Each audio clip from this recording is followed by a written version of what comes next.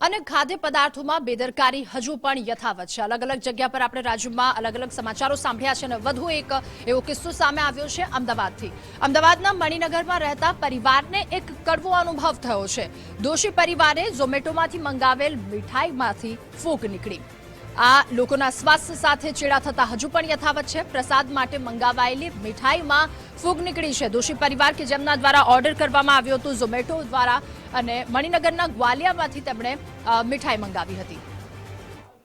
અમે દર બેસતા મહિને અમારા ઘરે મંદિરે પ્રસાદ કરવા માટે પ્રસાદ મંગાવીએ છીએ અને મારી પુત્ર વધુએ આ પ્રસાદ મંગાવ્યો છે। જ્યારે પ્રસાદ કર્યા પછી ખાવા માટે હાથમાં લીધો ત્યારે ખબર પડી કે લાડવામાં ફૂગ છે અને અન્ય મીઠાઈમાં પણ સ્વાદ ફેર લાગે છે।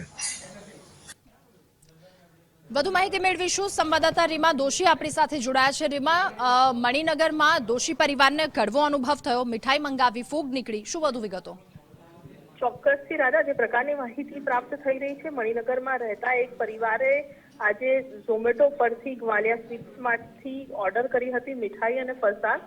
પરંતુ સૌથી મહત્વની વાત કે જ્યારે મીઠાઈ છે જે પ્રસાદ સ્વરૂપેની હતી, પ્રસાદ ધરાવ્યા બાદ જ્યારે તેમણે પ્રસાદ લેવાનું વિચાર્યું ત્યારે લેતી વખતે ધ્યાન ગયું કે આ મીઠાઈની અંદર ફૂગ છે, તે ફૂગ પડી ચૂકી છે। સમગ્ર મામલાને લઈને અહીંયા વાત એ જ છે કે ગ્વાલિયા સ્વીટ કે જેનું અમદાવાદ સહિત દેશમાં અલગ અલગ જગ્યાઓ ઉપર અને વિદેશોમાં પણ બ્રાન્ચો આવેલી છે, મોટી મોટી બ્રાન્ડ છે, બ્રાન્ડના નામ ઉપર મોટા રૂપિયા પણ વસૂલવામાં આવે છે, તેમ છતાં પણ લોકોના આરોગ્ય સાથે ક્યાંક ચેડા થતા હોય તેમ સ્પષ્ટ લાગી રહ્યું છે। ફૂગ છે તે લિટરલ અને સમગ્ર મામલે આરોગ્ય વિભાગને પણ જાણ કરવામાં આવી છે। જી રીમા, આભાર આપનો તમામ વિગતો સાથે જોડાવા બદલ।